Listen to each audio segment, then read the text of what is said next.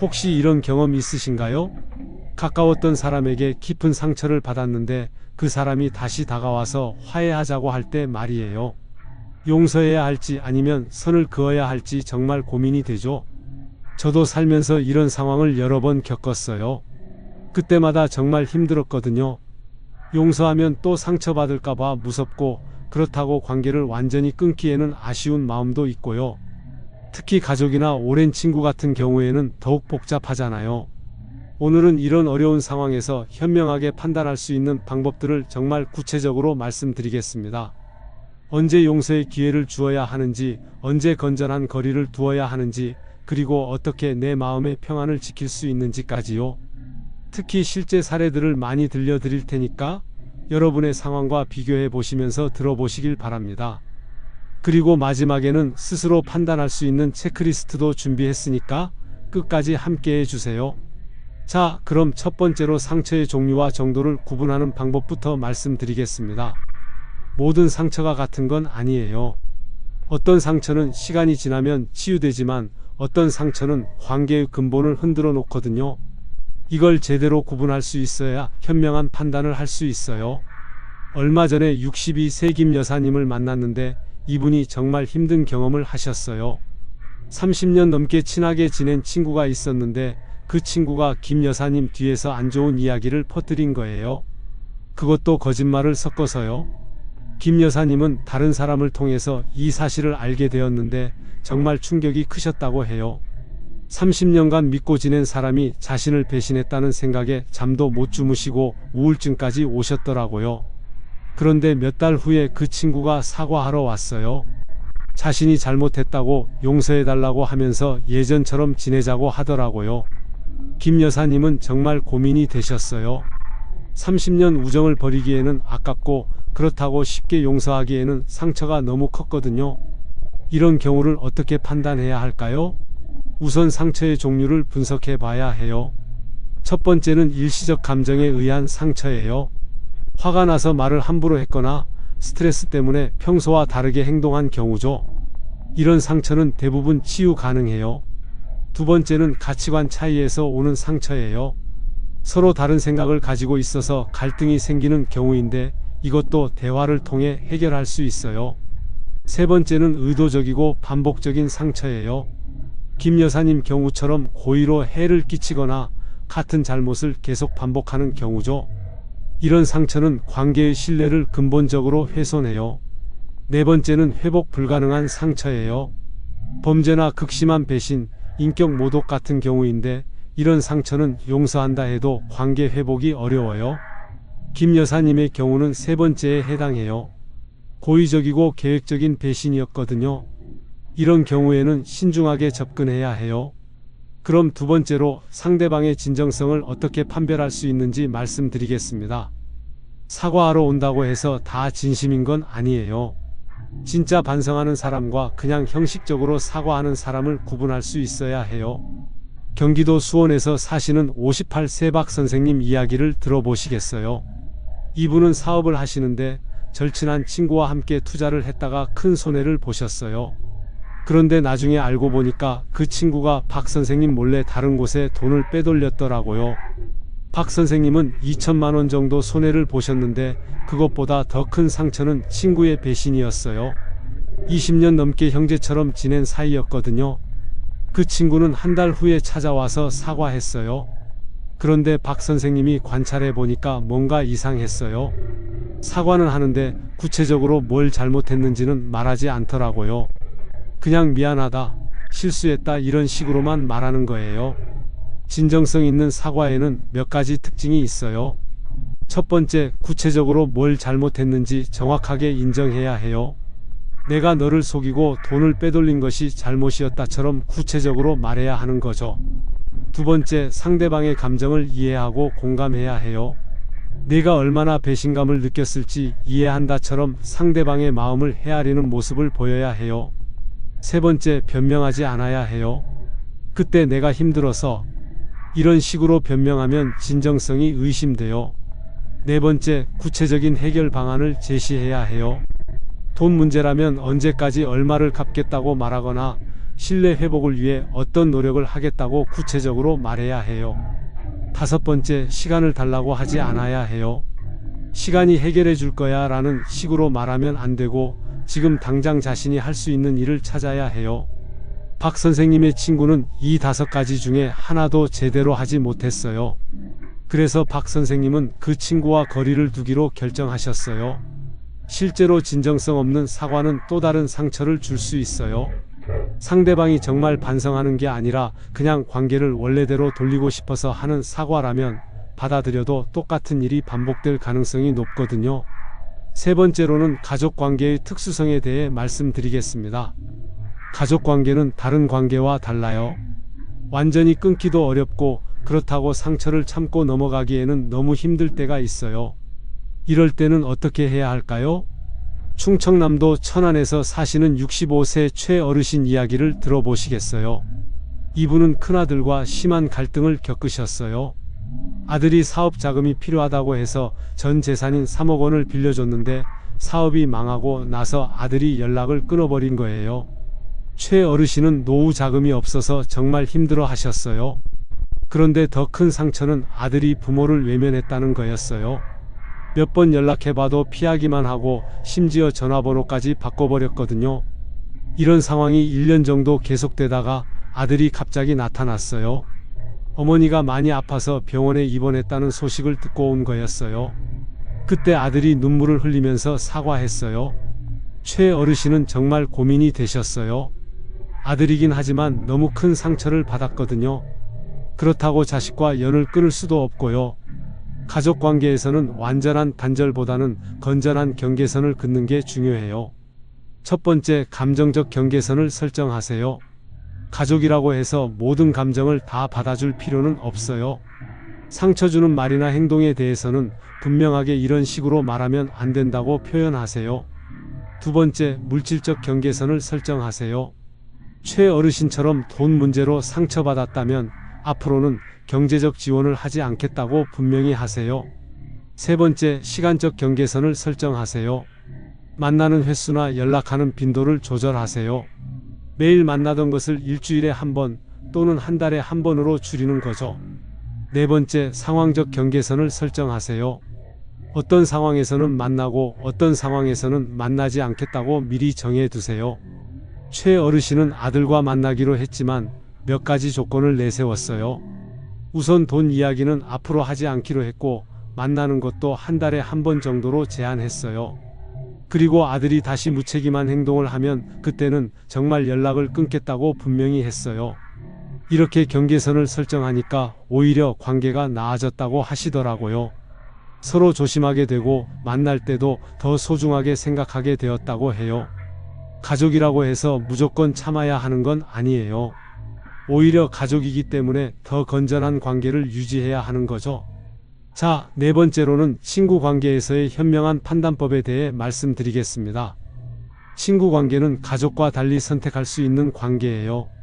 그렇기 때문에 더 신중하게 판단해야 하죠. 상처를 준 친구와 계속 관계를 유지할 것인지 아니면 정리할 것인지 말이에요. 부산에서 사시는 59세 정 여사님 이야기를 들어보시겠어요? 이분은 대학 동창 모임에서 만난 친구들과 20년 넘게 친하게 지내셨어요.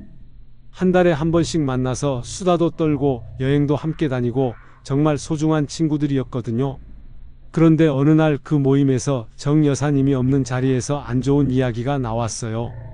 정 여사님 남편이 사업에 실패해서 경제적으로 어려워졌는데 친구들이 요즘 정 씨 때문에 만날 때마다 기분이 안 좋다. 맨날 돈 이야기만 한다는 식으로 이야기한 거예요. 이 말이 다른 친구를 통해서 정 여사님 귀에 들어갔어요. 정 여사님은 정말 충격이었어요. 자신은 친구들에게 경제적으로 어려운 상황을 털어놓으며 위로받고 싶었던 건데 친구들은 그런 자신을 부담스러워했던 거죠. 정 여사님은 모임에 나가지 않기 시작했어요. 친구들이 연락해도 받지 않았고요.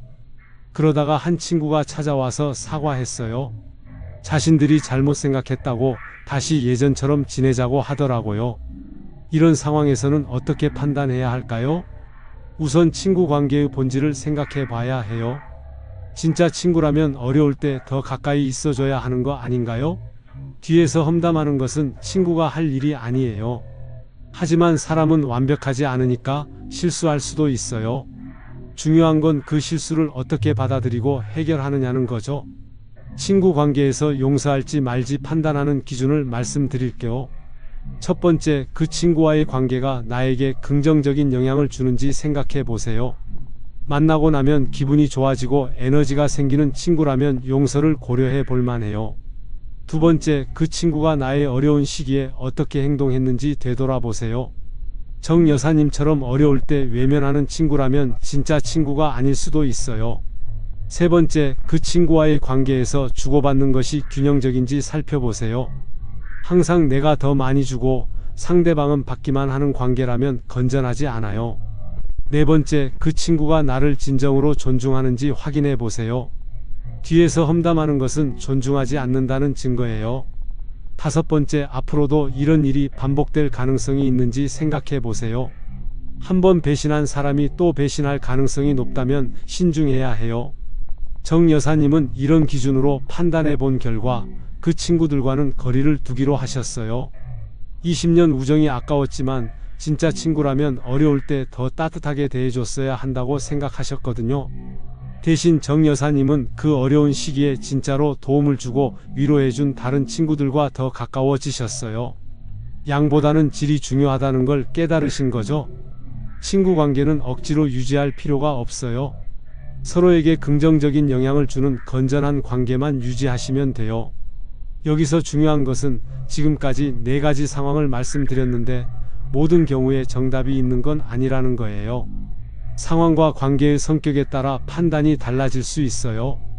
다섯 번째로는 직장 내 갈등과 인간관계에 대해 말씀드리겠습니다.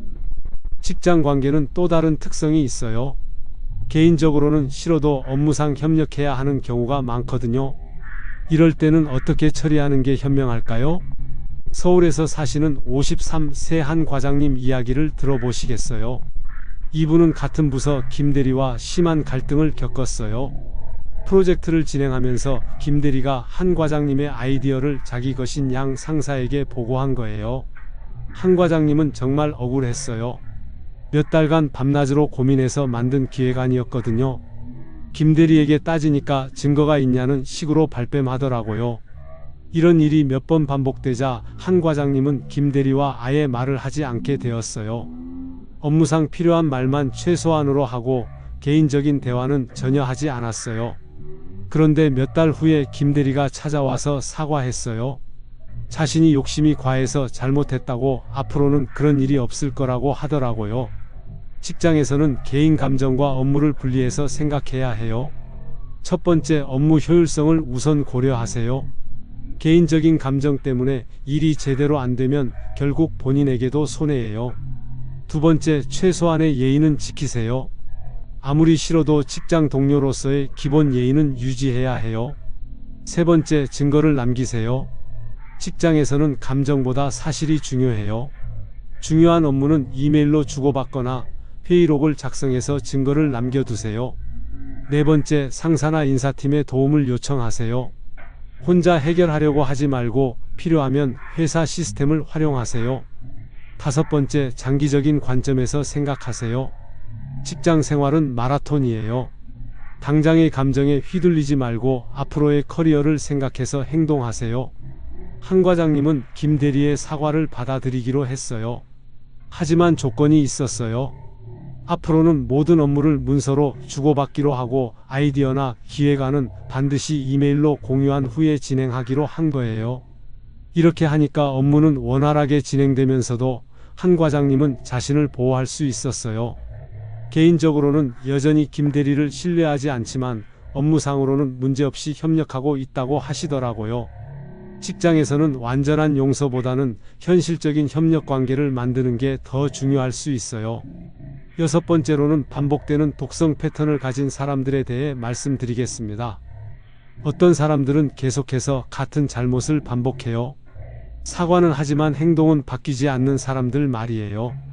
이런 사람들과는 어떻게 관계를 설정해야 할까요? 인천에서 사시는 60세 이 선생님 이야기를 들어보시겠어요? 이분에게는 고등학교 때부터 친했던 친구가 있었어요.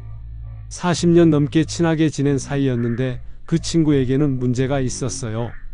약속을 잘 어기는 거예요. 만나기로 해놓고 갑자기 취소하거나 돈을 빌려가고 갚지 않거나 중요한 순간에 도움을 요청하면 핑계를 대고 피하는 거예요. 그때마다 그 친구는 정말 진심으로 사과했어요. 다음엔 꼭 지키겠다. 정말 미안하다고 말하면서 눈물까지 흘렸어요. 이 선생님도 오랜 우정을 생각해서 계속 용서해 주셨거든요. 하지만 똑같은 일이 계속 반복되었어요. 사과하고 또 똑같은 실수하고 사과하고 또 실수하고 이런 패턴이 10년 넘게 계속되었어요. 결국 이 선생님은 깨달으신 거예요. 그 친구는 정말 바뀔 의지가 없다는 걸 말이에요. 사과는 습관적으로 하지만 실제로는 자신의 행동을 바꿀 생각이 없는 거였어요. 독성 패턴을 가진 사람들의 특징을 말씀드리고, 첫 번째, 사과는 잘하지만 행동은 바뀌지 않아요. 말로는 반성한다고 하지만 실제로는 똑같은 실수를 계속 반복해요. 두 번째, 자신의 문제를 외부 탓으로 돌려요. 그때 상황이 어려워서 다른 사람 때문에 같은 식으로 변명을 해요. 세 번째, 상대방의 감정을 조작하려고 해요. 우리 사이가 이런 것 때문에 틀어져도 되나라며 죄책감을 유발하려고 해요. 네 번째, 진짜 책임을 지려고 하지 않아요. 구체적인 해결책을 제시하거나 실질적인 노력을 하지 않아요. 다섯 번째, 상대방이 화를 내면 오히려 자신이 피해자인 것처럼 행동해요. 이런 패턴을 가진 사람들과는 관계를 정리하는 게 본인을 위해서도 좋아요. 계속 상처만 받을 뿐이거든요. 이 선생님은 결국 그 친구와 연락을 끊으셨어요. 40년 우정이 아까웠지만 더 이상 상처받고 싶지 않으셨거든요. 처음에는 죄책감도 들고 아쉬웠지만 시간이 지나니까 오히려 마음이 편해지셨다고 해요. 변하지 않는 사람을 바꾸려고 노력하는 것보다는 내 자신을 보호하는 게 더 중요해요. 일곱 번째로는 건전한 경계선을 설정하는 구체적인 방법에 대해 말씀드리겠습니다. 경계선이라고 하면 뭔가 냉정하고 차가운 느낌이 들 수도 있어요. 하지만 건전한 경계선은 오히려 관계를 더 좋게 만들어줄 수 있어요. 대전에서 사시는 57세박 여사님 이야기를 들어보시겠어요? 이분에게는 시어머니와의 갈등이 있었어요. 시어머니가 자주 집에 와서 이것저것 간섭하시고 특히 육아나 살림에 대해 지적을 많이 하셨거든요. 박 여사님은 처음에는 참고 지냈어요. 시어머니니까 존경해야 한다고 생각하셨거든요. 하지만 점점 스트레스가 쌓이면서 남편과도 자주 다투게 되고 심지어 우울증 증세까지 나타났어요. 그러다가 어느 날 시어머니가 박 여사님이 없는 사이에 아이들에게 엄마가 요리를 못한다는 식으로 말씀하신 일이 있었어요. 아이들이 그 말을 박 여사님에게 전했는데 정말 상처가 컸어요. 박 여사님은 더 이상 참을 수 없다고 생각하셨어요. 하지만 시어머니와 완전히 관계를 끊을 수는 없으니까 건전한 경계선을 만들기로 하셨어요. 건전한 경계선 설정하는 방법을 단계별로 말씀드릴게요. 첫 번째 단계, 내 감정과 한계를 명확히 파악하세요. 어떤 행동이 나를 불편하게 하는지, 어디까지가 내가 받아들일 수 있는 선인지 정확히 알아야 해요. 박 여사님은 시어머니의 방문 횟수, 간섭의 정도, 말하는 방식 등을 구체적으로 분석해 보셨어요. 두 번째 단계, 경계선을 명확하게 표현하세요. 애매하게 말하면 상대방이 이해하지 못할 수 있어요. 앞으로는 방문하실 때 미리 연락해 주세요처럼 구체적으로 말하세요.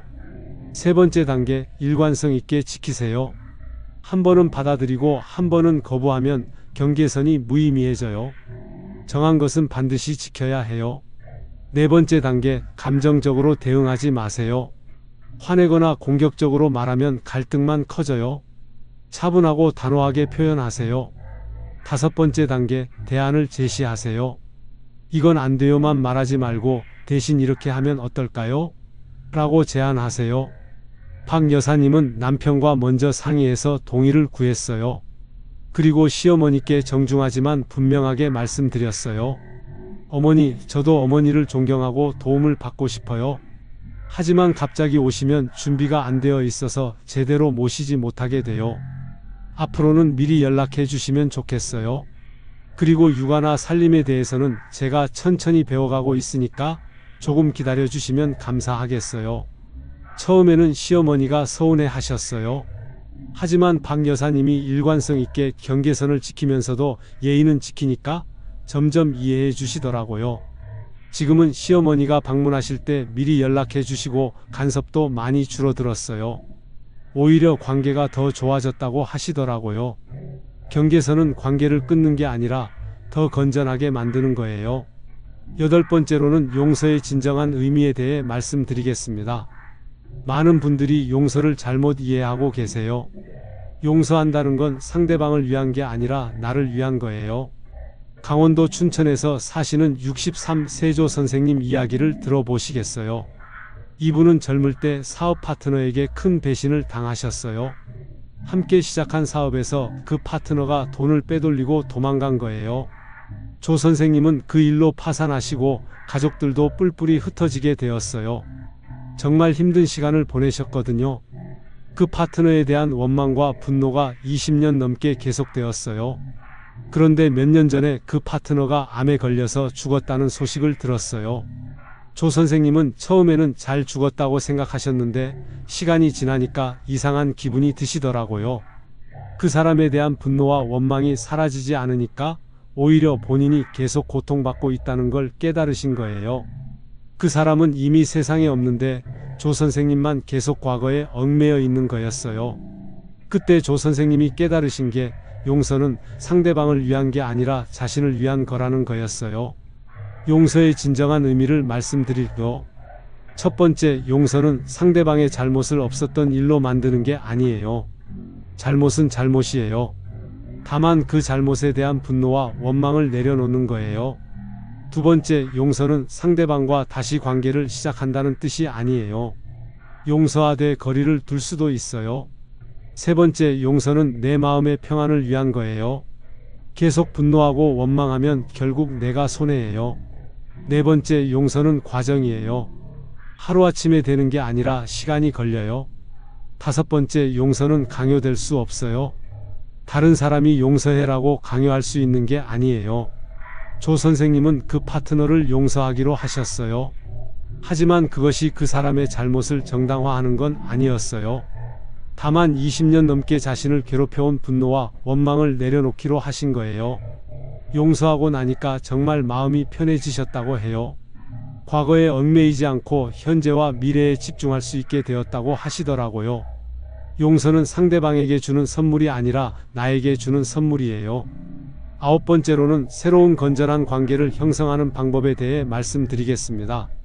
상처받은 관계를 정리하고 나면 새로운 사람들과 만날 기회가 생겨요. 이때 어떻게 하면 건전하고 좋은 관계를 만들 수 있을까요? 울산에서 사시는 58세 김 여사님 이야기를 들어보시겠어요? 이분은 몇 년 전에 오랜 친구들과 관계를 정리하셨어요. 서로 상처를 주고받는 관계였거든요. 처음에는 외로웠어요. 갑자기 만날 사람도 없고 연락할 사람도 없으니까요. 하지만 김 여사님은 이 기회에 새로운 사람들과 건전한 관계를 만들어 보기로 하셨어요. 우선 지역 문화센터에서 하는 서예 수업을 등록하셨어요. 거기서 비슷한 나이대의 분들을 만나게 되었는데 예전 친구들과는 다른 느낌이었어요. 새로운 관계를 만들 때 주의할 점들을 말씀드릴게요. 첫 번째, 과거의 상처를 새로운 사람에게 투영하지 마세요. 또 나를 배신하겠지라는 생각으로 시작하면 좋은 관계를 만들기 어려워요.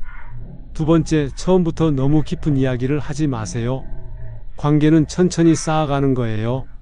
처음 만난 사람에게 개인적인 고민을 털어놓으면 부담스러워 할 수 있어요. 세 번째, 상대방의 경계선을 존중하세요. 내가 친해지고 싶다고 해서 상대방도 같은 마음인 건 아니에요. 네 번째, 건전한 활동을 통해 만나세요. 취미 모임, 봉사활동, 학습 모임 같은 곳에서 만난 사람들이 더 건전한 관계를 만들 가능성이 높아요. 다섯 번째, 내가 먼저 좋은 친구가 되세요. 상대방에게서 받기만 하려고 하지 말고 내가 먼저 베풀고 도와주세요. 김 여사님은 서예 수업에서 만난 분들과 정말 좋은 관계를 만드셨어요. 서로 작품을 감상해주고 때로는 차도 마시고 가끔 전시회도 함께 가시고요. 예전 친구들과는 달리 서로 험담하지 않고 긍정적인 이야기를 많이 하신다고 해요. 만나고 나면 기분이 좋아지고 에너지가 생긴다고 하시더라고요. 좋은 관계는 찾아오는 게 아니라 만들어가는 거예요. 내가 어떤 친구가 되느냐에 따라 어떤 친구를 만나게 될지 결정돼요. 마지막 정리, 오늘의 하이라이트입니다.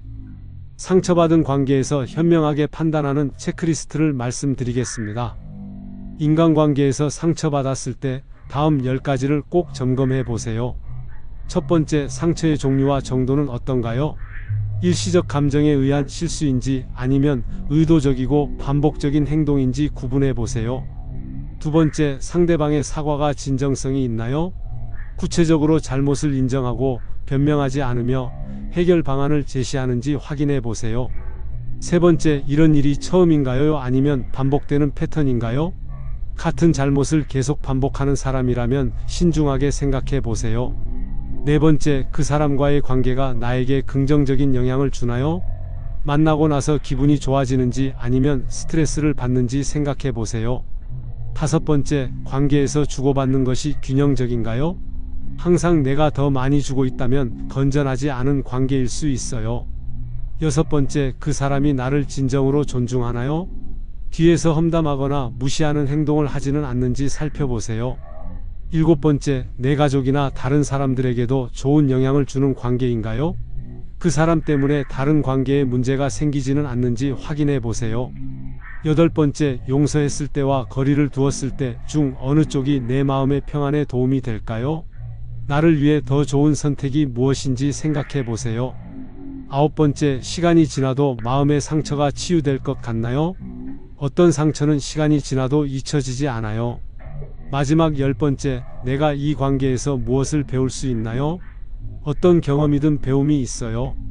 그 배움을 통해 앞으로 더 현명한 선택을 할 수 있는지 생각해 보세요. 이 10가지 중에서 절반 이상이 부정적이라면 그 관계는 거리를 두는 게 좋을 수 있어요. 반대로 대부분이 긍정적이라면 용서를 고려해 볼 만해요. 하지만 가장 중요한 건 내 마음의 평안이에요. 다른 사람이 뭐라고 하든 내가 편안하고 행복할 수 있는 선택을 하시면 돼요. 그리고 한 가지 더 말씀드리고 싶은 건 용서와 거리두기 모두 용기가 필요한 일이라는 거예요. 용서하는 것도 용기고 관계를 정리하는 것도 용기예요. 어떤 선택을 하든 자신을 믿고 그 선택에 책임지는 자세가 중요해요. 완벽한 선택은 없어요. 다만 그 순간에 최선이라고 생각하는 선택을 하고 그 결과를 받아들이면 되는 거예요. 실제로 인간관계는 평생에 걸쳐 계속 변화해요. 지금 멀어진 사람과 나중에 다시 가까워질 수도 있고 지금 가까운 사람과 나중에 멀어질 수도 있어요. 그것도 자연스러운 일이에요. 중요한 건 그 과정에서 나를 잃지 않는 거예요. 다른 사람을 위해 내 자존감을 포기하거나 내 행복을 희생할 필요는 없어요. 오늘 1시간 동안 상처받은 관계에서 언제 용서하고 언제 거리를 둘지에 대한 현명한 판단법을 말씀드렸습니다. 상처의 종류 구분부터 시작해서 진정성 있는 사과 판별법, 가족관계의 특수성, 친구관계에서의 선택, 직장 내 갈등 처리, 독성 패턴 인식, 건전한 경계선 설정, 용서의 진정한 의미, 새로운 관계 형성법, 그리고 현명한 판단을 위한 체크리스트까지 다뤄봤어요. 특히 기억해 주셨으면 하는 것은 인간관계에서 가장 중요한 것은 내 마음의 평안이라는 점입니다. 상대방을 위해서가 아니라 나를 위해서 현명한 선택을 하시길 바라요. 그리고 완벽한 관계는 없다는 것도 받아들이셔야 해요. 서로 상처 주고 상처받으면서도 함께 성장해 나가는 게 인간관계의 본질이에요. 다만 그 상처가 치유 가능한 범위인지 아니면 관계 자체를 위험하게 하는 수준인지 잘 판단하셔야 해요. 앞으로도 여러분의 건전하고 행복한 인간관계에 도움이 되는 실용적인 정보들로 찾아뵙겠습니다. 구독과 좋아요로 응원해 주시고 여러분의 경험담이나 고민도 댓글로 나눠 주세요. 서로의 지혜를 나누면서 함께 성장해 나갔으면 좋겠습니다. 감사합니다.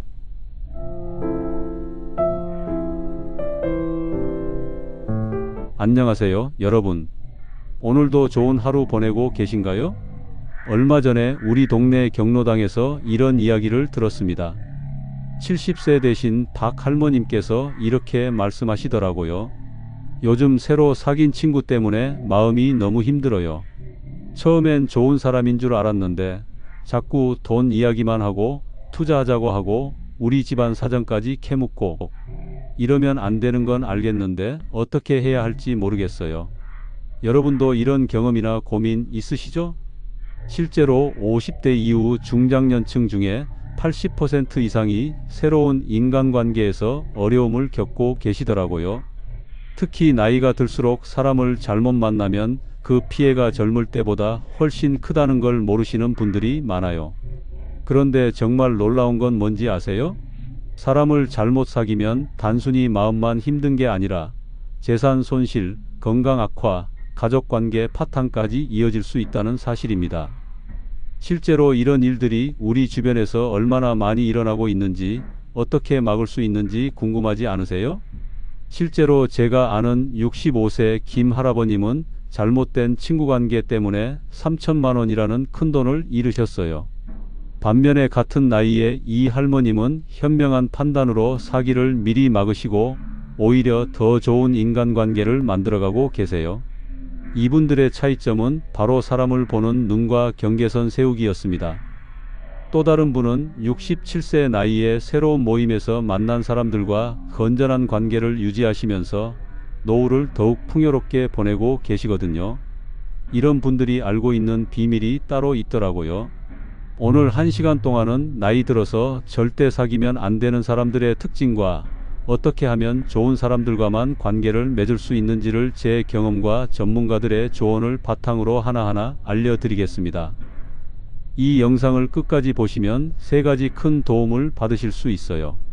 첫 번째는 위험한 사람을 미리 알아보는 구체적인 방법들, 두 번째는 기존 관계에서 문제가 생겼을 때 대처하는 방법, 세 번째는 새로운 좋은 인연을 만드는 실전 노하우까지 말이에요.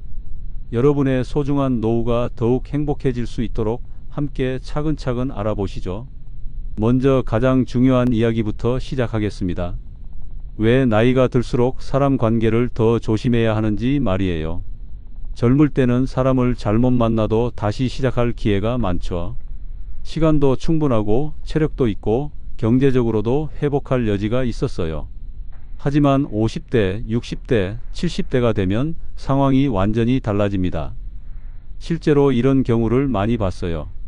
58세 되신 최 아주머니 경우예요. 새로 이사간 동네에서 만난 이웃이 너무 친절하더래요.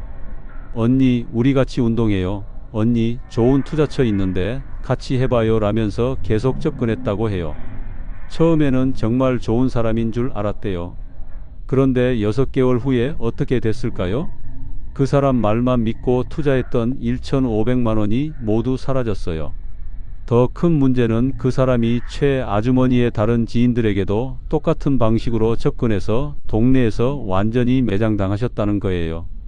이제 그 동네에서 살기가 너무 어색해져서 이사까지 생각하고 계시다고 하더라고요. 또 다른 사례도 있어요. 62세 박 할아버님 이야기인데요. 새로 가입한 등산 모임에서 만난 사람이 있었어요. 나이도 비슷하고 취미도 비슷하고 대화도 잘 통해서 금세 친해졌다고 해요. 그런데 그 사람이 점점 박 할아버님의 개인적인 일에 과도하게 간섭하기 시작했어요. 형님, 따님이 결혼은 언제 하나요? 집값이 많이 올랐을 텐데 팔 생각은 없어요? 요즘 연금은 얼마나 받으세요? 이런 식으로 사생활을 캐묻기 시작했다는 거예요. 나중에는 제가 아는 좋은 보험 상품이 있는데라면서 보험 가입을 종용하기까지 했대요. 박 할아버님이 거절하자 그 사람의 태도가 완전히 달라졌어요. 모임에서도 박 할아버님을 무시하고 다른 사람들한테는 박 할아버님 험담을 하고 다니고 결국 박 할아버님은 그 소중한 등산 모임도 그만두셔야 했어요. 이런 일들이 왜 일어날까요? 나이가 들수록 우리는 외로움을 많이 느끼게 되거든요. 자녀들은 독립해서 나갔고 직장에서도 은퇴했고 만날 사람도 예전보다 줄어들죠. 그러다 보니까 새로운 사람이 다가와서 친절하게 대해주면 경계심을 낮추게 되는 거예요. 그런데 바로 이 지점이 위험한 거예요. 나쁜 의도를 가진 사람들은 이런 중장년층의 심리를 정확히 노리거든요. 처음엔 정말 좋은 사람인 것처럼 다가와요. 친절하고 배려심 많고 관심도 많이 보여주고요. 또 하나 중요한 점은 나이가 들면 판단력이 예전보다 조금씩 흐려질 수 있다는 거예요. 이건 자연스러운 노화 과정이에요. 특히 감정적으로 의존하게 되면 객관적인 판단이 더욱 어려워져요. 경제적인 측면에서도 더 조심해야 해요. 젊을 때는 돈을 잃어도 다시 벌 수 있었지만 이제는 은퇴 후 고정 수입이 제한적이잖아요. 한번 큰 손실을 보면 회복하기가 정말 어려워요. 건강 면에서도 마찬가지예요. 스트레스를 받으면 젊을 때보다 몸에 미치는 영향이 훨씬 커요. 혈압도 올라가고 잠도 못 자고 식욕도 떨어지고 이런 상태가 지속되면 정말 큰 병으로 이어질 수 있어요. 그럼 지금부터는 구체적으로 어떤 사람들을 조심해야 하는지 알아보겠습니다. 첫 번째로 주의해야 할 유형은 처음 만났는데 지나치게 친밀하게 다가오는 사람들이에요. 정상적인 인간관계는 시간을 두고 천천히 깊어지는 게 자연스러워요. 그런데 어떤 사람들은 처음 만난 그날부터 형님, 언니라고 부르면서 마치 오랜 친구처럼 행동해요. 개인적인 이야기도 자꾸 묻고 자신의 사정도 털어놓으면서 급속도로 친밀감을 형성하려고 하죠. 실제로 이런 경우가 있었어요. 65세 되신 김 할머님이 복지관에서 새로 만난 사람이 있었는데 첫날부터 언니, 저랑 진짜 통하는 것 같아요. 언니 같은 분을 만나려고 여기까지 왔나 봐요 라면서 과도하게 친밀감을 표현했다고 해요. 그 사람은 김 할머님의 전화번호를 받자마자 매일 전화를 했어요. 언니, 오늘 뭐 하세요?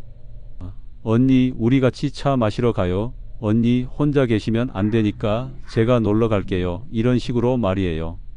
처음에는 김 할머님도 좋아하셨어요. 혼자 계시는 시간이 많으셨거든요. 그런데 나중에 보니까 그 사람의 진짜 목적은 김 할머님의 적금을 해지해서 자신이 하는 사업에 투자하라는 거였어요. 두 번째로 조심해야 할 유형은 돈과 관련된 이야기를 자꾸 꺼내는 사람들이에요. 물론 가까운 사이라면 경제적인 이야기를 할 수도 있어요. 하지만 아직 그렇게 친하지도 않은데 요즘 물가가 많이 올라서 생활비 부담이 크시죠? 연금만으로는 생활이 힘드실 텐데요. 이런 식으로 경제 상황을 은근히 떠보는 사람들은 위험해요. 특히 제가 아는 좋은 투자처가 있는데 지금 안 하면 나중에 후회해요. 저도 이걸로 많이 벌었어요. 이런 말을 하는 사람들은 더욱 조심하셔야 해요.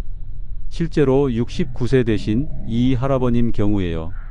새로 만난 친구가 형님, 요즘 은행 이자가 너무 낮잖아요. 제가 하는 투자는 은행 이자보다 10배는 더 나와요 라면서 계속 투자를 권했다고 해요. 저 같은 경우에는 1,000만 원 넣고 한 달에 100만 원씩 받고 있어요 라면서 통장까지 보여줬대요. 이 할아버님이 반신반의하면서 작은 금액부터 시작해 보자고 하니까 형님, 그런 마음가짐으로는 돈을 못 벌어요. 크게 투자해야 크게 벌어요 라면서 큰 금액을 종용했어요. 결국 이 할아버님은 2천만 원을 투자했다가 모두 잃으셨어요. 세 번째 유형은 다른 사람들과의 관계를 단절시키려고 하는 사람들이에요. 다른 사람들은 형님을 이해 못해요. 저만 형님을 진짜로 생각해요. 그 사람들은 형님한테 관심도 없어 보이던데요. 이런 식으로 다른 인간관계를 깎아내리면서 자신만 의존하게 만들려고 해요. 72세 되신 박 할머님 경우가 그랬어요. 새로 사귄 친구가 언니는 너무 좋은 분인데 기존 친구들이 언니를 제대로 못 알아보는 것 같아요. 저는 언니가 얼마나 소중한 분인지 알거든요 라면서 기존 친구들을 은근히 비하했다고 해요. 그러면서 점점 박 할머님을 기존 친구들과 떨어뜨려 놓으려고 했어요. 그 분들과 만나면 언니가 스트레스 받으실 것 같아요. 차라리 저랑 둘이서 더 좋은 시간 보내요. 이런 식으로요.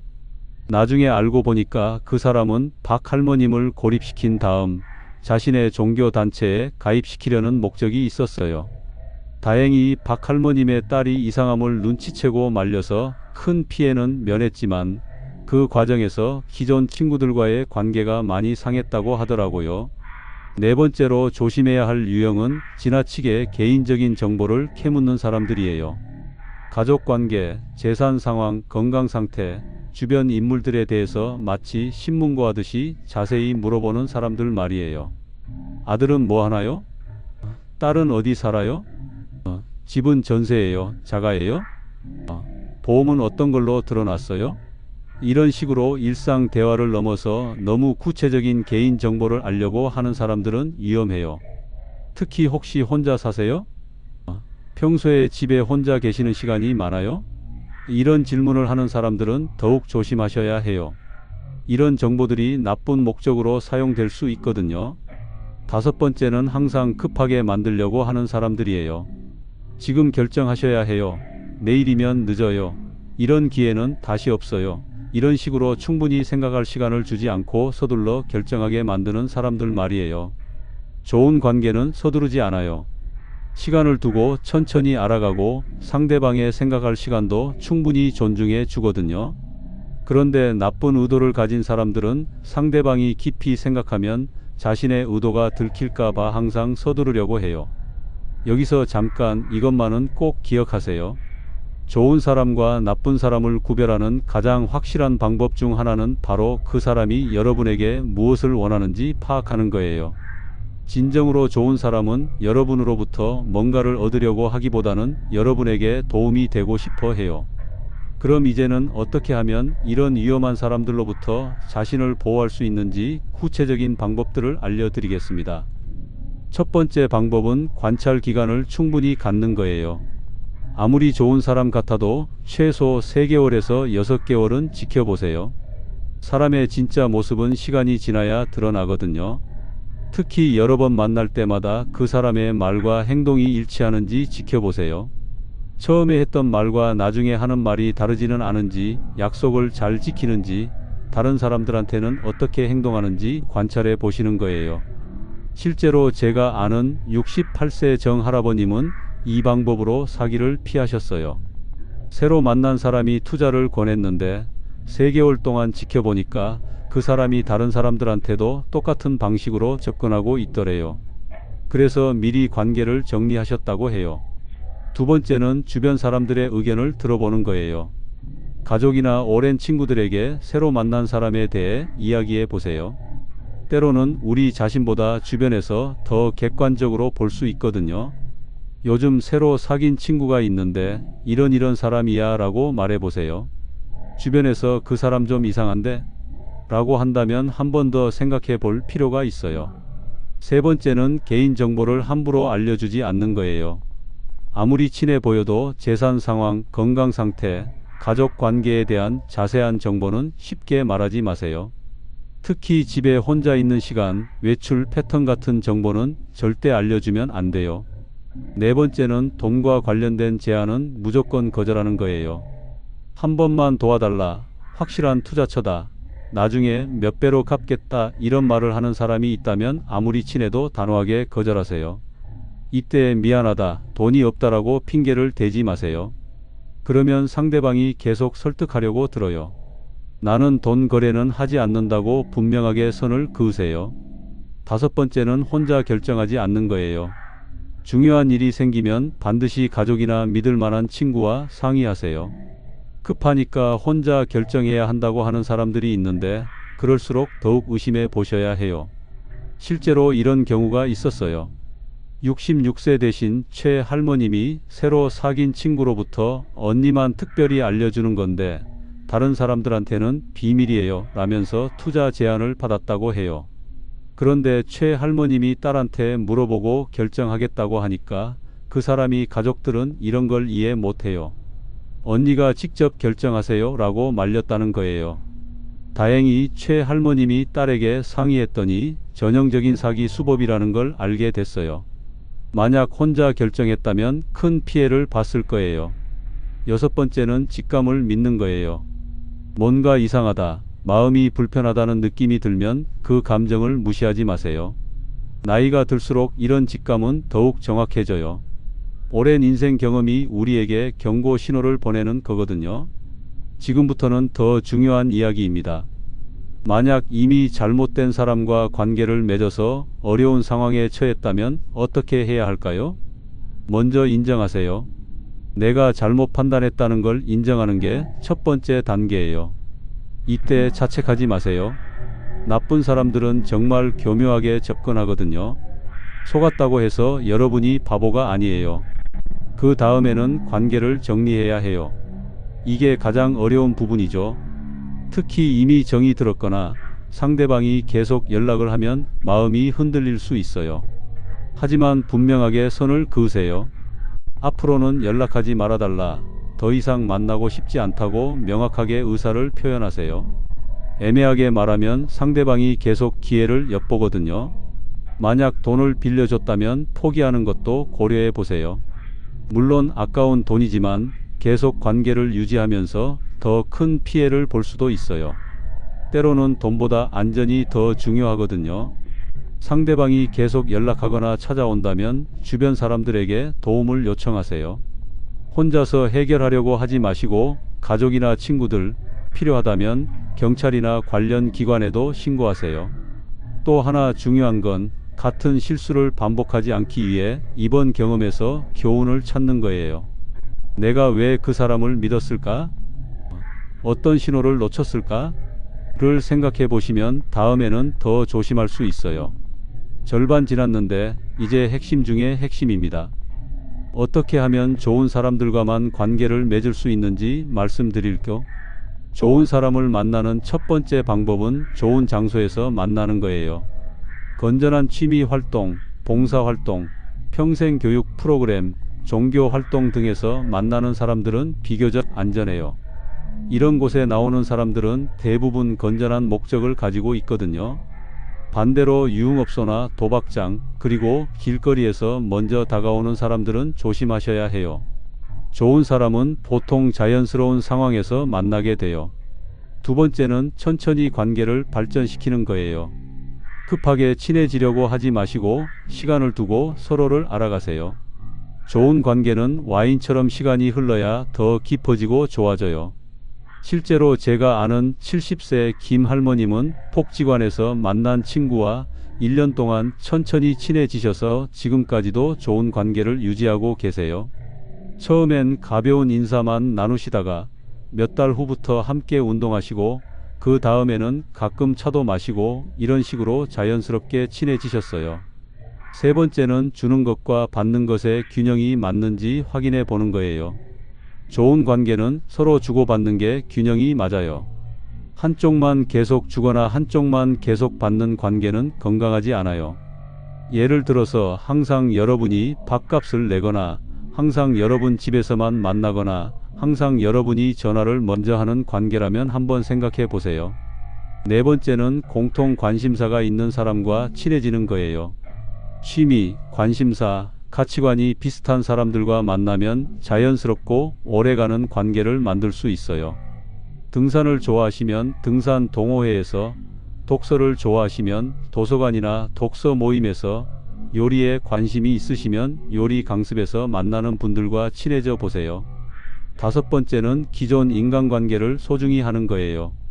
새로운 사람만 찾지 마시고 기존에 알고 지내던 좋은 사람들과의 관계도 잘 유지하세요. 오랜 친구, 이웃, 동창들은 여러분을 정말로 아끼는 사람들일 가능성이 높거든요. 또 기존 친구들을 통해서 새로운 좋은 사람들을 소개받을 수도 있어요. 믿을 만한 사람이 소개해 주는 사람은 비교적 안전하죠. 실제로 63세 되신 이 할아버님은 20년 지기 친구가 소개해 준 분과 친해져서 지금까지도 좋은 관계를 유지하고 계세요. 내 친구가 소개해 주는 사람이니까 나쁜 사람일 리는 없겠지라는 마음으로 시작했는데 정말 좋은 분이었다고 하더라고요. 여섯 번째는 자신만의 기준을 정해두는 거예요. 어떤 사람과는 친해지고 싶고 어떤 사람과는 거리를 두고 싶은지 나름의 기준이 있어야 해요. 예를 들어서 욕을 자주 하는 사람과는 친하게 지내지 않겠다. 남험담을 자주 하는 사람과는 거리를 두겠다. 약속을 자주 어기는 사람과는 깊게 사귀지 않겠다. 이런 식으로 말이에요. 이런 기준이 있으면 사람을 만날 때 더 객관적으로 판단할 수 있어요. 일곱 번째는 자신감을 갖는 거예요. 나이가 들었다고 해서 무조건 다른 사람에게 맞춰줄 필요는 없어요. 여러분도 충분히 가치 있는 사람이고 좋은 친구가 될 자격이 있어요. 자신감이 없으면 나쁜 사람들이 그걸 알아채고 이용하려고 해요. 반대로 자신감이 있으면 좋은 사람들이 더 편하게 다가올 수 있어요. 여기서 중요한 것은 혼자 있는 시간도 소중하게 여기시라는 거예요. 외롭다고 해서 아무나 만나려고 하면 위험해요.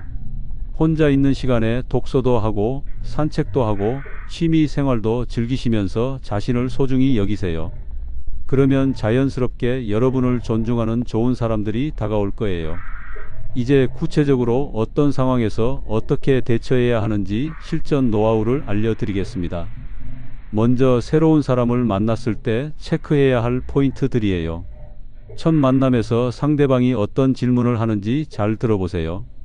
여러분에 대해 관심을 갖는 질문인지 아니면 개인 정보를 캐내려는 질문인지 구별할 수 있어야 해요. 좋은 질문에 예, 어떤 취미 활동을 좋아하세요? 요즘 건강은 어떠세요? 가족분들은 잘 계세요? 나쁜 질문에 예, 집은 어디에 사세요? 혼자 사세요? 연금은 얼마나 받으세요? 적금은 어디에 해놨어요? 또 상대방이 자신에 대해 어떻게 말하는지도 중요해요. 자신을 너무 과장해서 말하거나 반대로 너무 불쌍한 사람인 것처럼 동정을 끌려고 하는 사람들도 조심해야 해요. 두 번째로는 전화나 메시지를 받을 때 대처 방법이에요. 새로 만난 사람이 너무 자주 연락하면 부담스러울 수 있어요. 바쁘시겠지만 잠깐만 통화할까요? 라고 하면서 계속 전화하는 사람들이 있는데 이럴 때는 분명하게 선을 그으세요. 죄송한데 저는 전화보다는 직접 만나서 이야기하는 걸 좋아해요 라고 말하거나 요즘 좀 바빠서 전화 받기가 어려워요 라고 말해도 돼요. 특히 밤늦게 전화하거나 새벽에 문자를 보내는 사람들은 조심하세요. 상식적인 시간에 연락하는 게 기본 예의거든요. 세 번째는 만남을 가질 때 장소 선택이에요. 처음 몇 번은 반드시 공개된 장소에서 만나세요. 카페, 식당, 공원 같은 사람들이 많은 곳에서 만나시고 상대방 집이나 외진 곳으로 가자고 하면 거절하세요. 또 만날 때마다 상대방이 혼자 만나자고 고집한다면 의심해 보세요. 좋은 사람이라면 다른 사람들과 함께 만나는 것도 자연스럽게 받아들여요. 네 번째는 금전적인 제안을 받았을 때예요. 잠깐만 빌려달라. 좋은 투자처가 있다. 같이 사업을 해보자. 이런 말을 들으면 어떻게 대답해야 할까요? 가장 좋은 방법은 나는 원칙적으로 돈 거래는 하지 않는다고 분명하게 말하는 거예요. 돈이 없어서라고 하면 그럼 조금이라도라고 계속 설득하거든요. 미안해서라고 하면 친구 사이에 뭘 그러냐고 하면서 계속 압박해요. 그래서 원칙적으로 하지 않는다고 말하는 게 가장 효과적이에요.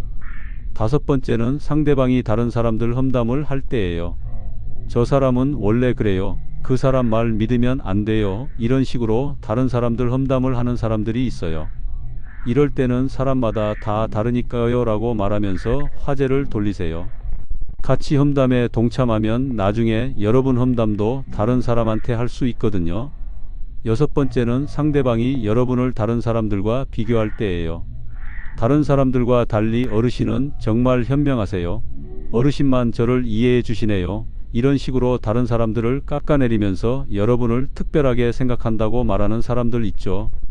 이런 말을 들으면 기분이 좋을 수도 있지만 사실은 여러분을 다른 사람들과 분리시키려는 수법일 수 있어요. 그래서 이런 말을 들으면 다들 좋은 분들이에요 라고 대답하면서 거리를 두는 게 좋아요. 일곱 번째는 급하게 결정하라고 할 때예요. 지금 기회예요. 내일이면 늦어요. 다른 사람한테도 제안했는데 어르신이 먼저 말씀해 주셔서. 이런 식으로 서두르게 만드는 사람들이 있어요. 이럴 때는 절대 서두르지 마세요. 급한 일이라도 하루 이틀은 생각해 봐야겠어요 라고 말하세요. 진짜 좋은 기회라면 하루 이틀 기다려도 문제 없어요. 마지막 정리, 오늘의 하이라이트입니다. 오늘 1시간 동안 나이 들어서 사람을 잘못 사귀면 안 되는 이유와 좋은 사람들과 관계 맺는 방법에 대해 말씀드렸습니다. 특히 기억해 주셨으면 하는 것은 세 가지예요. 첫 번째, 나이가 들수록 사람 관계는 더욱 신중해야 한다는 거예요. 젊을 때와 달리 회복할 시간도 적고 피해도 더 클 수 있거든요. 외롭다고 해서 아무나 만나는 건 위험해요. 두 번째, 좋은 사람과 나쁜 사람을 구별하는 방법을 꼭 기억하세요. 처음부터 너무 친밀하게 다가오거나 돈 이야기를 자주 하거나 개인 정보를 캐묻거나 급하게 결정하라고 하는 사람들은 조심하셔야 해요. 세 번째, 혼자 있는 시간도 소중하게 여기시라는 거예요. 자신을 사랑하고 존중하는 사람에게 좋은 사람들이 자연스럽게 다가와요. 외로움 때문에 성급하게 사람을 만나려고 하지 마시고 천천히 좋은 인연을 만들어 가세요. 여러분의 남은 인생이 좋은 사람들과 함께하는 행복한 시간이 되기를 진심으로 바랍니다. 오늘 영상이 도움이 되셨다면 구독과 좋아요로 응원해 주시고 주변에 도움이 필요한 분들께도 꼭 공유해 주세요. 다음에도 여러분께 도움이 되는 유익한 내용으로 찾아뵙겠습니다. 오늘도 건강하고 행복한 하루 보내세요. 감사합니다.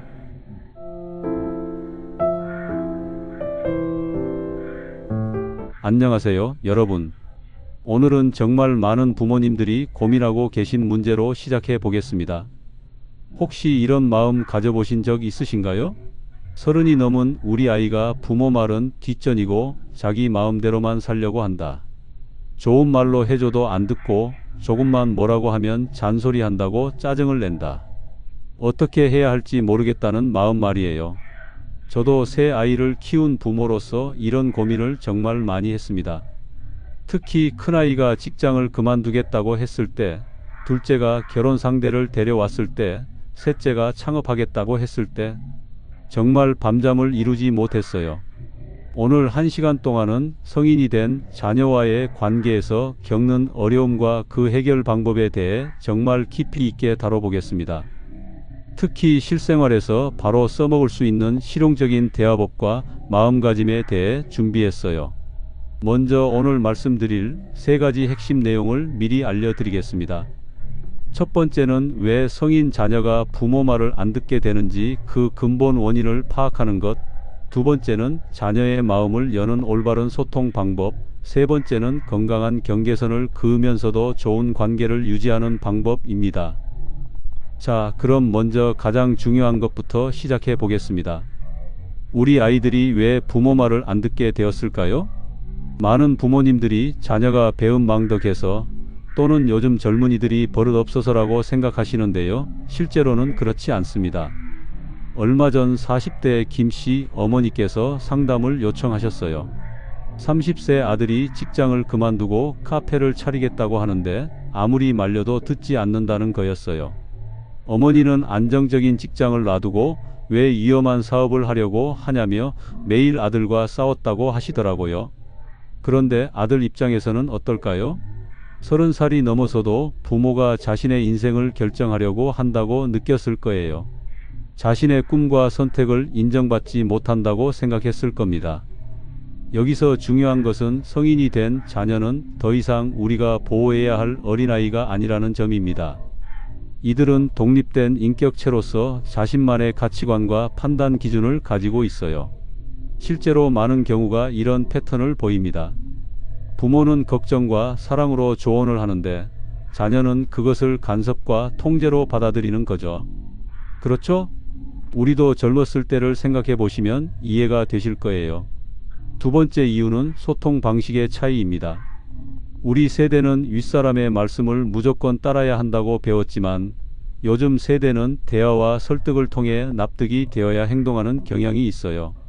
자, 그럼 이번에는 부모로서 가져야 할 올바른 마음가짐에 대해 말씀드리겠습니다. 가장 먼저 받아들여야 할 것은 우리 자녀가 이제 어른이라는 사실입니다. 쉽게 말하면 우리와 동등한 위치에 있는 독립된 개인이라는 뜻이에요. 실제로 한 연구에 따르면 성인 자녀와 갈등을 겪는 부모의 80%가 자녀를 여전히 미성년자처럼 대한다고 합니다. 잠깐 이것만은 꼭 기억하세요. 자녀가 성인이 되면 우리의 역할도 바뀌어야 해요. 60대 박씨 아버지 경우를 말씀드릴게요. 35살 딸이 이혼하고 아이를 데리고 친정에 들어왔는데 매일 딸의 육아 방식에 간섭하고 지적했다고 해요. 딸은 점점 스트레스를 받았고 결국 따로 나가서 살겠다고 했죠. 그런데 아버지가 마음가짐을 바꾸신 후로는 관계가 완전히 달라졌어요. 딸을 하나의 어른으로 인정하고 조언을 구할 때만 의견을 제시하셨거든요. 지금은 할아버지와 외손녀 그리고 딸이 정말 화목하게 지내고 계세요. 여기서 중요한 것은 독립성을 인정한다고 해서 관심을 끊는 게 아니라는 점입니다. 오히려 더 깊은 차원에서 자녀를 이해하고 지지해 주는 것이에요.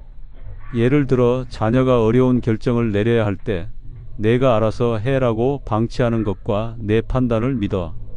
그런데 혹시 도움이 필요하면 언제든 말해라고 하는 것은 완전히 다른 거죠.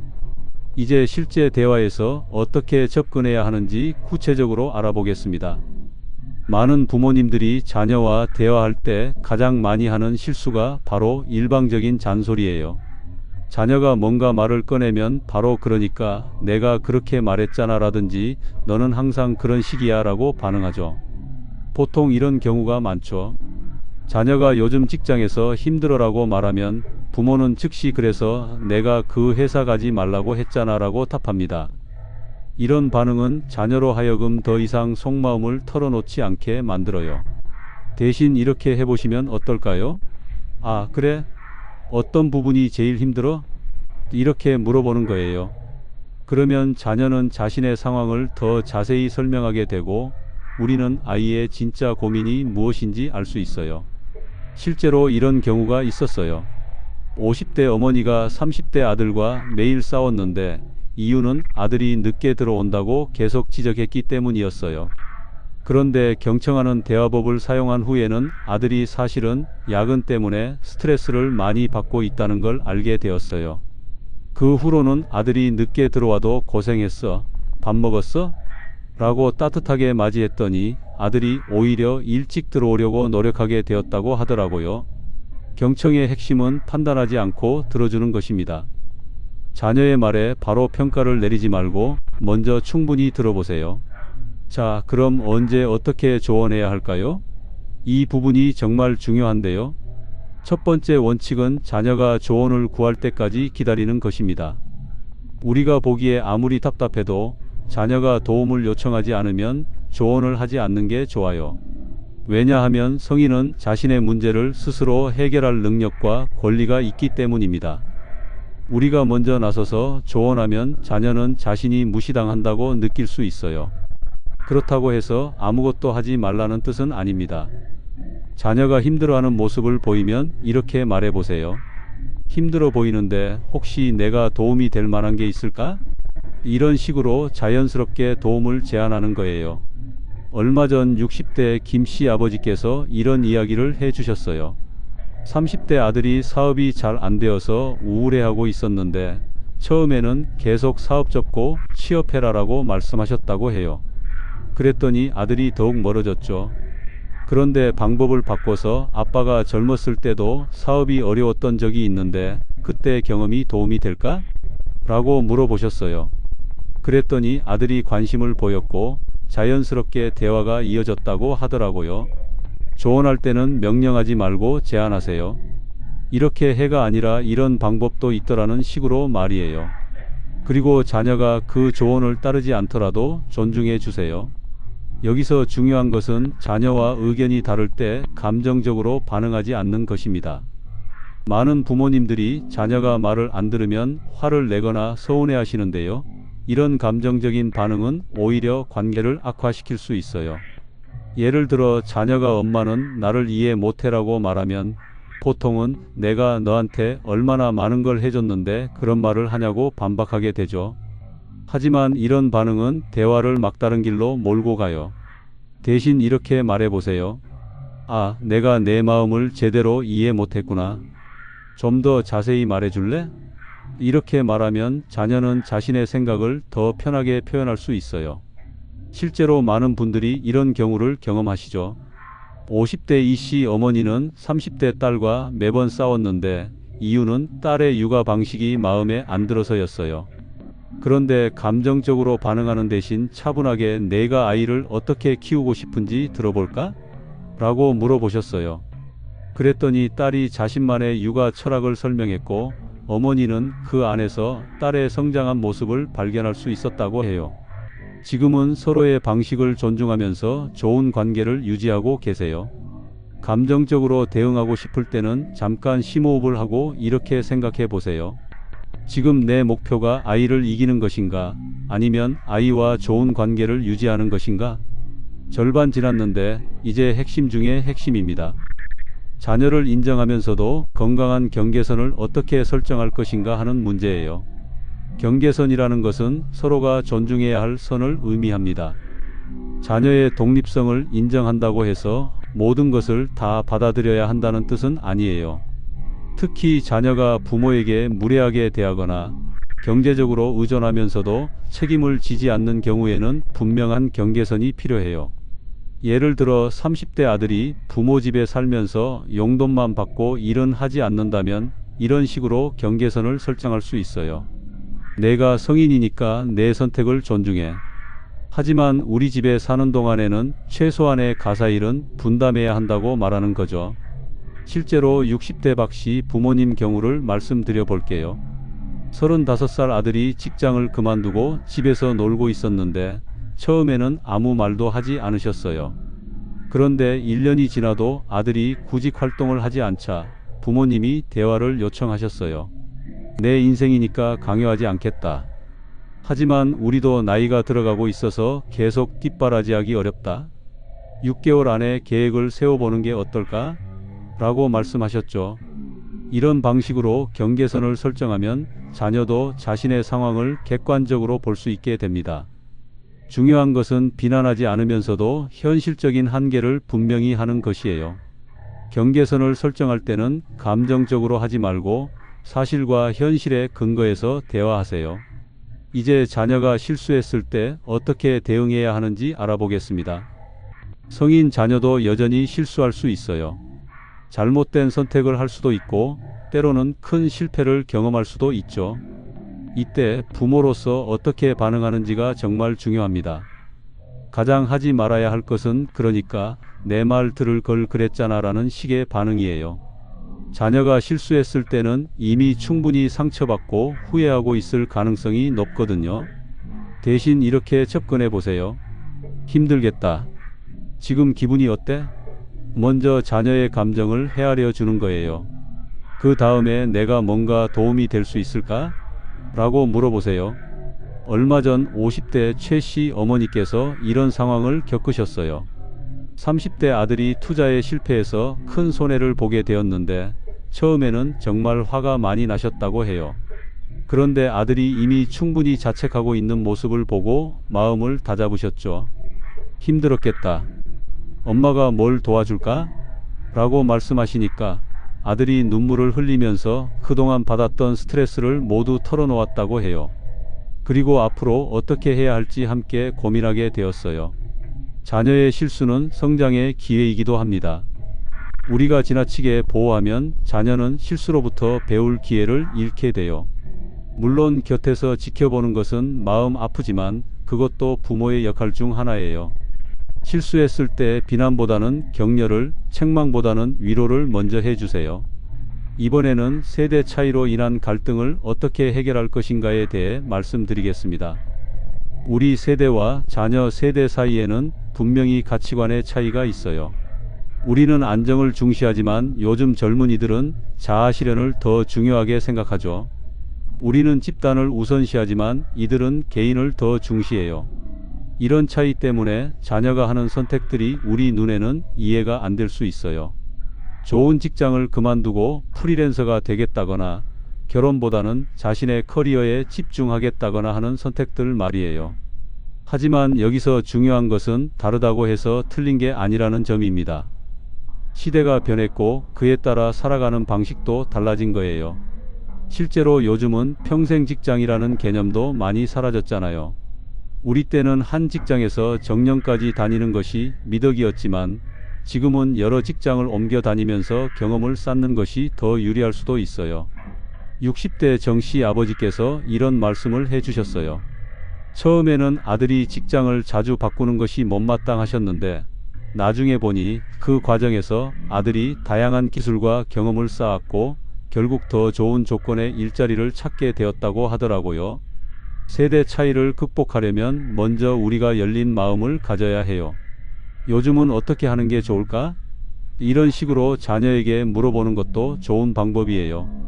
자녀 세대의 문화와 생각을 이해하려고 노력하면 오히려 우리가 배울 점도 많다는 걸 발견하게 될 거예요. 이제 성인이 된 자녀와는 어떤 관계를 맺어야 할까요? 더 이상 보호자와 피보호자가 아닌 새로운 형태의 관계가 필요해요.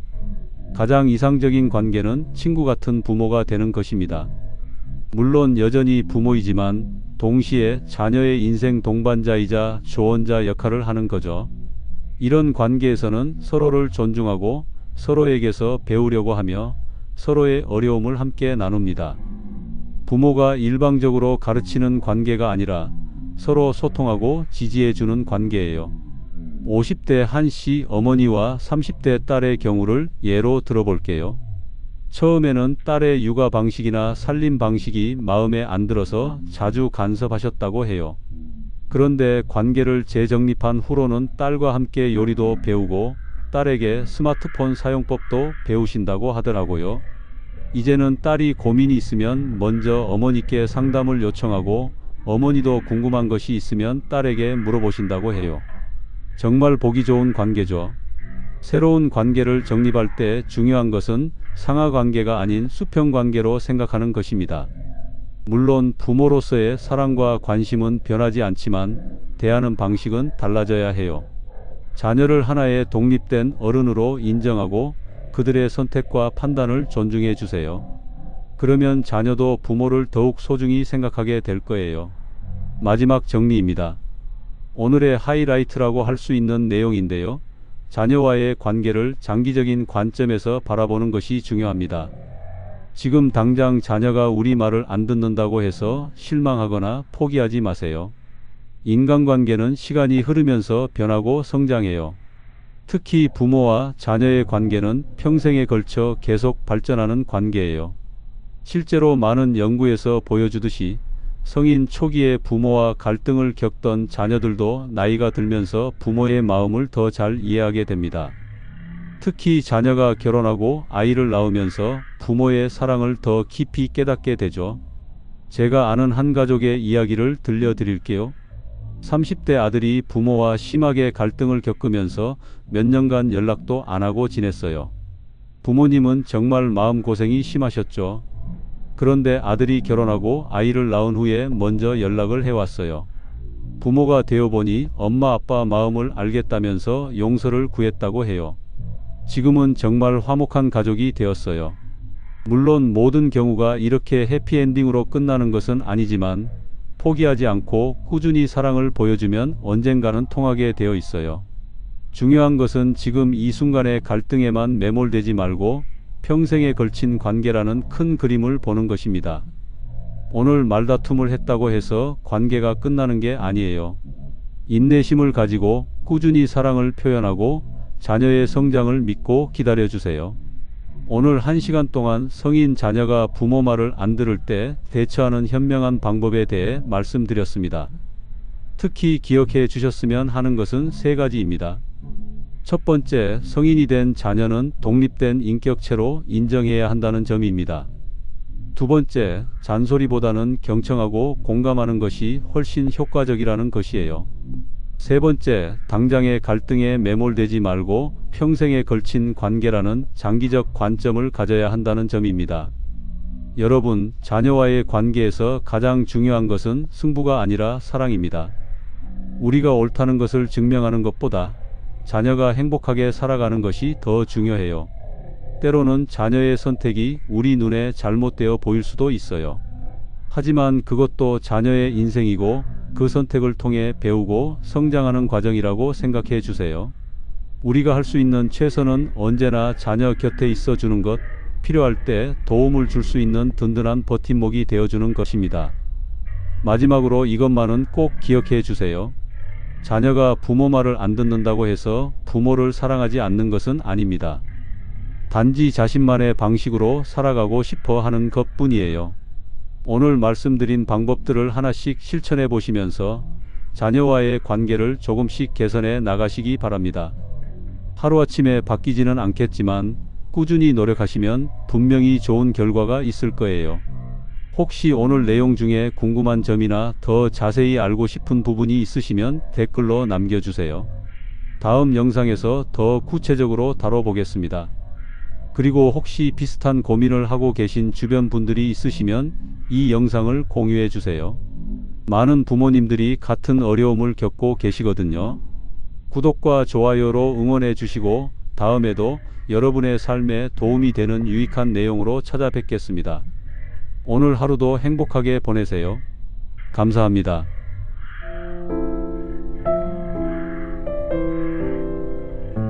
안녕하세요, 여러분. 얼마 전 동네 부동산에서 만난 68세 김 할아버지께서 이런 말씀을 하시더라고요. 우리 집이 2층 집인데 무릎이 아프니까 계단 오르내리기가 너무 힘들어요. 그렇다고 이사하자니 어디로 가야 할지, 어떤 집이 좋을지 모르겠더라고요.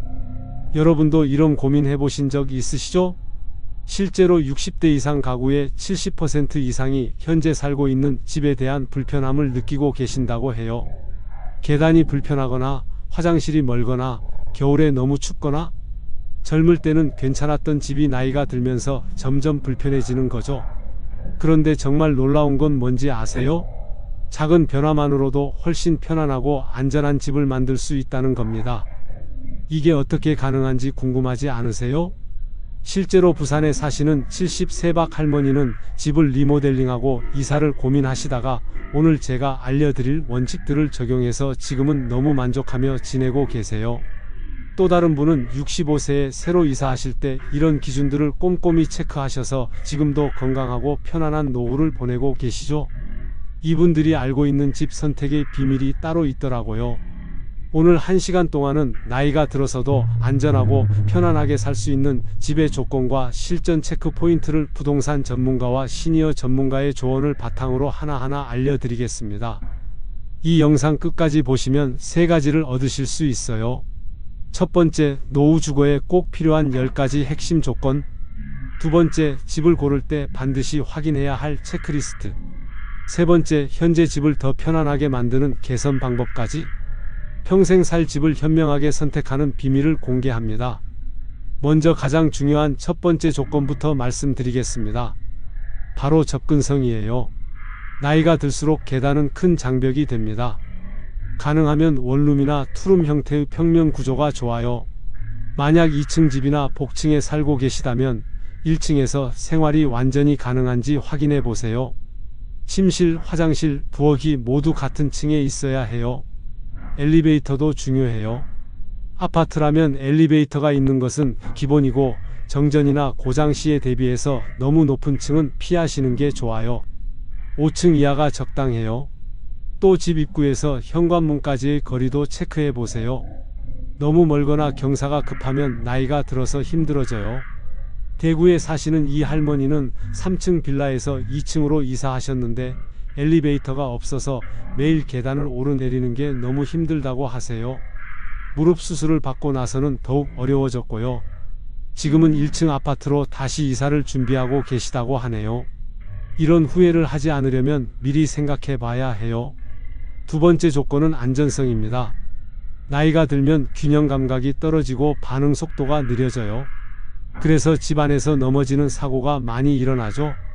화장실이 가장 위험한 곳이에요. 바닥이 미끄러우면 안 되고 변기 옆과 욕조 안에는 반드시 손잡이가 있어야 해요. 문턱도 최대한 없애야 하고 있다면 높이를 낮춰야 해요. 복도나 거실 바닥에는 장애물이 없어야 해요. 전선이 바닥에 깔려 있거나 작은 매트가 여기저기 있으면 걸려 넘어질 수 있어요. 조명도 충분해야 해요. 특히 밤에 화장실 가는 길은 자동으로 켜지는 센서 등을 설치하시면 좋아요. 계단이 있다면 양쪽에 손잡이가 있는지 미끄럼 방지 처리가 되어 있는지 확인하세요. 창문과 베란다도 안전장치가 필요해요.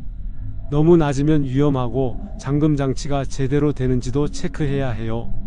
서울에 사시는 박 할아버지는 화장실에서 넘어지셔서 허리를 다치신 후에 집 전체에 안전장치를 설치하셨어요. 손잡이, 미끄럼 방지 매트, 센서 등까지. 지금은 훨씬 안심하고 생활하고 계신다고 해요. 세 번째 조건은 편의성이에요. 병원, 약국, 마트, 은행 같은 필수 시설들이 가까이 있어야 해요. 걸어서 10분 내외면 좋고 최대 20분을 넘지 않아야 해요. 대중교통도 중요해요. 버스 정류장이나 지하철역까지 너무 멀면 외출하기 어려워져요.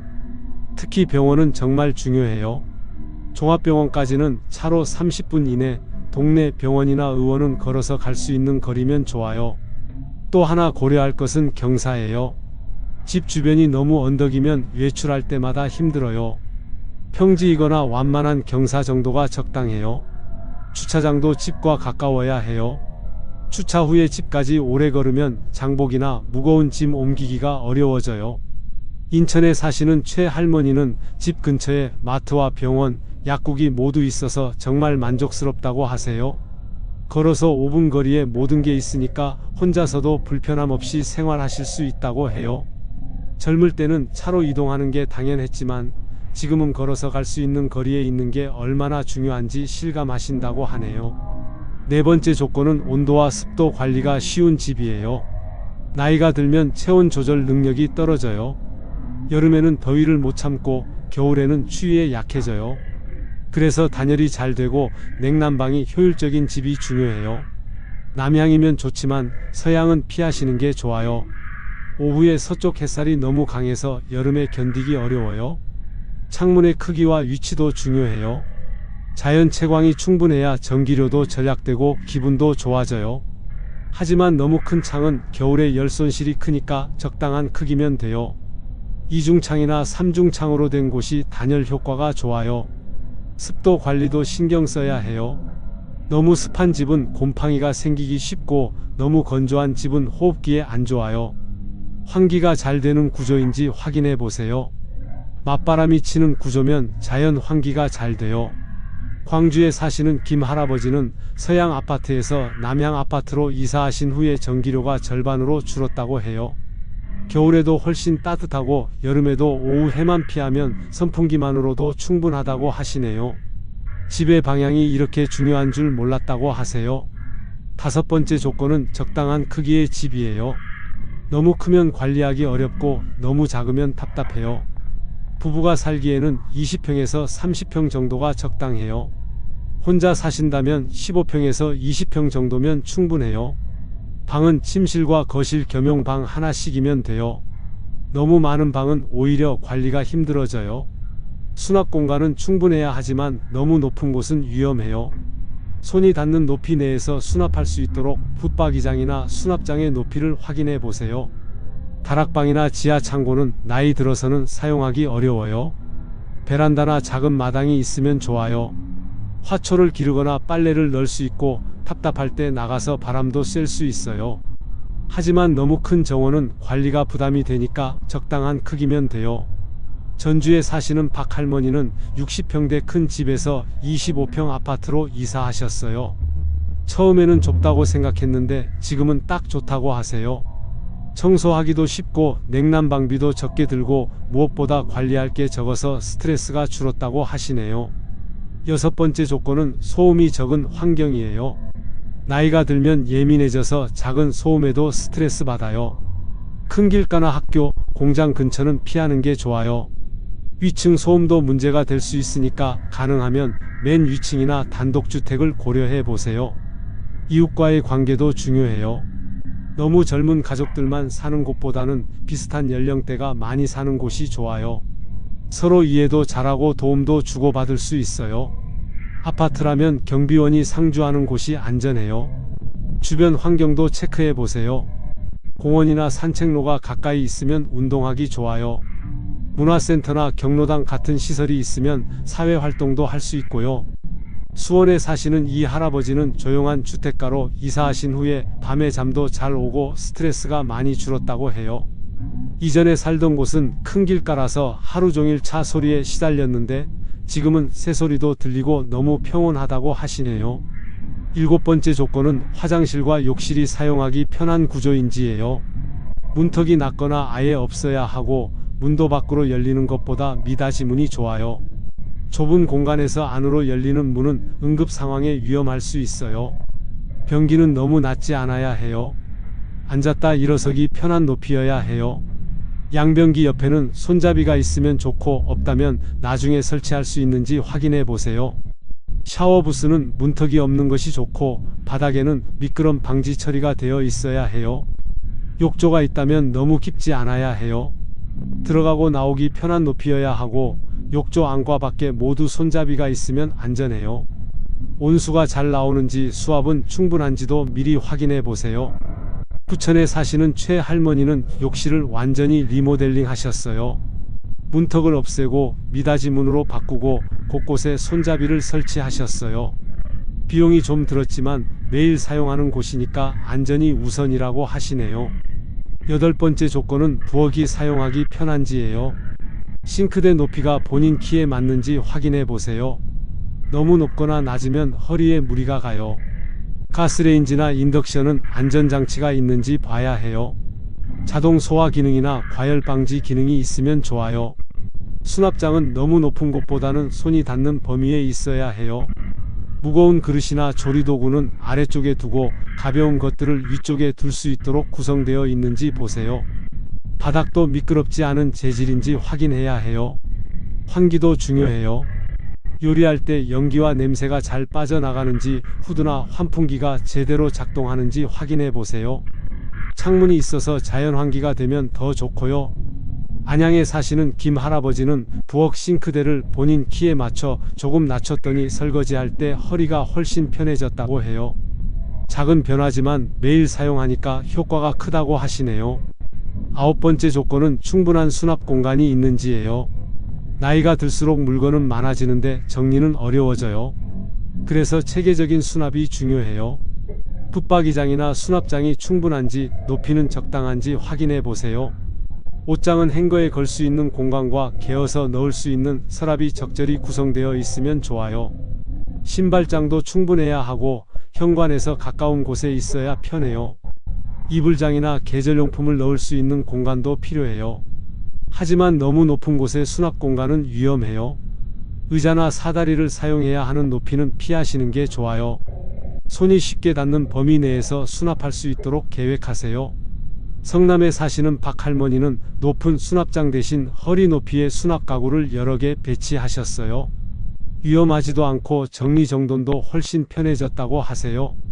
10번째이자 마지막 조건은 경제성이에요. 관리비가 너무 비싸면 부담이 되니까 미리 확인해 봐야 해요. 아파트라면 관리비, 난방비, 주차비까지 모두 계산해 보세요. 단독주택이라면 수도세, 전기세, 가스비 등을 예상해 보고요. 수리비도 고려해야 해요. 너무 오래된 집은 여기저기 고칠 곳이 많을 수 있어요. 보일러, 배관, 전기시설 등이 언제 교체되었는지 확인해 보세요. 또 앞으로 필요할 수 있는 개선 공사 비용도 미리 계산해 두면 좋아요. 재산세나 종합부동산세 같은 세금도 빼먹으면 안 돼요. 집값에 따라 달라지니까 미리 알아보세요. 집을 팔 때의 가치도 생각해 봐야 해요. 너무 특수한 조건의 집은 나중에 팔기 어려울 수 있어요. 의정부에 사시는 이 할아버지는 관리비가 저렴한 소형 아파트로 이사하셨어요. 이전 집보다 크기는 작아졌지만 관리비가 절반으로 줄어서 경제적 부담이 많이 덜어졌다고 해요. 지금까지 노후에 좋은 집의 10가지 조건을 말씀드렸는데 모든 조건을 다 만족하는 집을 찾기는 쉽지 않아요. 그럴 때는 우선순위를 정하는 게 중요해요. 본인에게 가장 중요한 것부터 순서를 매겨보세요. 건강 상태, 경제적 능력, 가족 관계 등을 고려해서 결정하시면 돼요. 현재 살고 계신 집을 개선하는 방법도 있어요. 이사하는 것보다 비용이 적게 들 수도 있거든요. 안전장치를 설치하거나 문턱을 낮추거나 손잡이를 다는 것만으로도 큰 차이가 날 수 있어요. 조명을 밝게 하거나 미끄럼 방지 처리를 하는 것도 좋은 방법이에요. 리모델링을 할 때는 전문가와 상담해 보세요. 시니어 전문 인테리어 업체도 있으니까 알아보시면 좋아요. 작은 변화로도 훨씬 편안한 집을 만들 수 있어요. 집을 고를 때는 미래를 생각해 보세요. 지금은 괜찮아도 10년 후에도 살기 편할지 상상해 보는 거예요. 몸이 더 불편해졌을 때도 안전하고 편안할지 생각해 보세요. 또 하나 중요한 건 가족들과 상의하는 거예요. 혼자 결정하지 마시고 자녀들이나 가까운 친지들과 함께 의논해 보세요. 객관적인 조언을 들을 수 있고 나중에 도움이 필요할 때 협조도 받을 수 있어요. 마지막으로 성급하게 결정하지 마세요. 집은 평생 살 곳일 수도 있으니까 충분히 시간을 갖고 여러 곳을 비교해 보세요. 낮과 밤, 평일과 주말에 각각 가서 환경을 확인해 보시고요. 이웃들과도 간단히 인사 나누며 분위기를 파악해 보세요. 자, 이제 정리해 보겠습니다. 오늘 1시간 동안 노후에 좋은 집의 10가지 조건에 대해 말씀드렸습니다. 첫 번째, 계단 없는 평면 구조의 접근성. 두 번째, 미끄럼 방지와 손잡이가 있는 안전성. 세 번째, 병원과 마트가 가까운 편의성. 네 번째, 단열과 채광이 좋은 쾌적성. 다섯 번째, 관리하기 쉬운 적당한 크기. 여섯 번째, 조용한 환경의 정숙성. 일곱 번째, 사용하기 편한 화장실과 욕실. 여덟 번째, 안전하고 편리한 부엌 구조. 아홉 번째, 손 닿는 범위에 충분한 수납 공간. 열 번째, 부담 없는 관리비의 경제성까지. 이 중에서 가장 중요한 세 가지만 기억하신다면 첫 번째는 안전성입니다. 집 안에서 다치지 않는 것이 가장 우선이에요. 두 번째는 접근성이에요. 계단이나 높은 곳 없이 편하게 생활할 수 있어야 해요. 세 번째는 편의성이에요. 필요한 시설들이 가까이 있어서 독립적으로 생활할 수 있어야 해요. 여러분, 집은 단순히 잠자는 곳이 아니에요. 나이가 들수록 집에서 보내는 시간이 늘어나니까 편안하고 안전한 공간이 더욱 중요해져요. 또한 몸이 불편해져도 독립적으로 생활할 수 있는 환경이어야 해요. 지금 살고 계신 집도 한번 점검해 보세요. 오늘 말씀드린 조건들을 체크리스트로 만들어서 하나씩 확인해 보시면 어떨까요? 큰 공사가 필요한 것들도 있겠지만 작은 개선만으로도 훨씬 살기 좋아질 수 있는 것들도 많을 거예요. 앞으로 20년, 30년을 더 살아가실 집이니까 신중하게 선택하시거나 개선하시길 바라요. 무엇보다 안전하고 편안한 환경에서 건강한 노후를 보내시는 게 중요해요. 좋은 집에서의 편안한 노후 생활은 여러분이 마땅히 누려야 할 권리입니다. 오늘부터 집에 대한 새로운 관점을 갖고 계획을 세워보세요. 여러분의 안전하고 행복한 노후를 응원합니다. 구독과 좋아요로 더 많은 분들에게 이 유익한 정보가 전해질 수 있도록 도와주세요. 다음 영상에서도 여러분의 현명한 노후 준비에 도움이 되는 실용적인 정보로 찾아뵙겠습니다. 오늘도 수고하셨습니다.